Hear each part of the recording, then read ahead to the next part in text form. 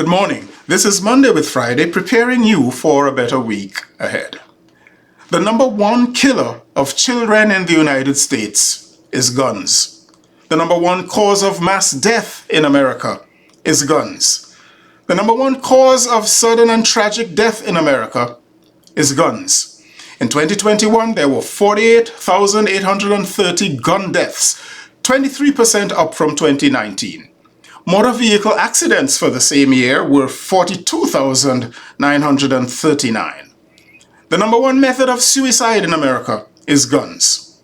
Americans love their cars, but they love their guns more. There are 908 motor vehicles for every 1,000 people, but 1,200 guns for every 1,000 people. There are more guns than houses in America. 144 million houses to 410 million guns. And please note that with more than 500,000 homeless people in America, there aren't enough houses for people, but there are far more enough guns than people. What a country. One more statistic. While the number of Bibles in America is just barely exceeds the number of guns, probably about 460 million Bibles to 410 million guns, even if every agency that reports that statistic didn't observe that barely a third of the owners of those Bibles ever bother to read them, it seems to me that those Bibles go unread or otherwise misinterpreted or dismissed, given the number of Bible owners who seem to love their guns and will defend them to the death, or more accurately, to the death of the 49,000 Americans annually whom they will say they love with the love of Jesus, the same Jesus who told Peter to put away his sword. Now let's be clear. My problem isn't primarily guns, it's the proliferation of guns, the complete abandonment of common sense regulation of guns, and the perpetual lie since the 1970s about the true meaning of the Second Amendment, aided and abetted by a dishonest gun lobby, greedy politicians, and either dishonest or corrupt Supreme Court justices. So, I want to make the following observations. 1, it's ridiculous to say it's not the guns, it's the human heart. That sounds so pious and reverent, but it's a lie. That would mean that Americans are more wicked than anybody else on earth.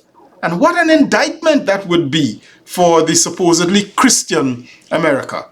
As well, people all over the world have bad hearts, but they don't have mass shootings, 500 plus a year. No, it's not the human heart. 2, it's dishonest to say it's mental health, not the guns. I'm sure every one of you viewers know or have known somebody mentally ill. They've got mental health problems in the UK, in Europe, in Japan, in the Caribbean, Australia, and all over Africa. Know what all those places don't have? Mass shootings, 500 plus a year. No, it's not mental health. And look, I say to certain politicians, even if you really believe it's merely or only mental health, why haven't you poured the public purse and public policy towards and into that problem? No, not even you believe it's mental health. You're dishonest. 3, it's unscientific to say it's the human heart, it's mental health, but not the guns. A 5th grade student knows that when considering an equation or a problem, you cannot omit any one of the elements or factors, let alone a major one, when considering the equation. To blame everything else but the guns is unscientific and intellectually dishonest. 4, it's irresponsible to say it's not the guns. With all of these deaths that America alone in all the world suffers from the gun. This is clearly a problem, crying out for fixing, that the politicians and Supreme Court won't fix. This is criminal irresponsibility. 5, it's heartless to say it's not the gun, and it's not the time to talk about guns.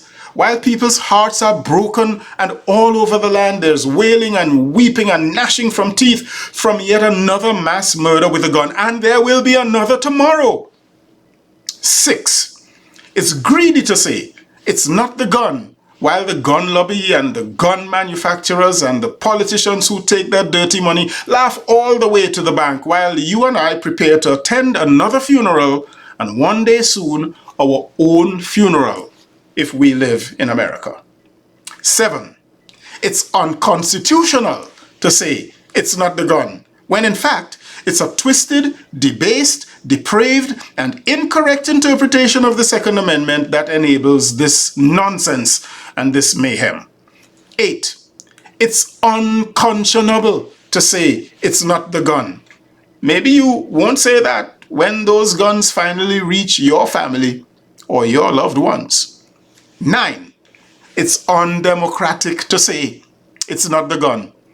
The United States Congress, representatives of the people, does nothing about guns. And yet, 87% of the people want background checks. 80% of the people want mental health requirements for possessing guns. 80% of the people want red flag laws. 77% want a 30-day waiting period. And 81% of the people want the age of gun possession raised to 21. And that's a Fox News poll, not CNN or MSNBC. But is it un-American to say it's not the gun? Nah, it's very American, uniquely American, and recklessly American. And anyone who thinks that this makes America great is deluded.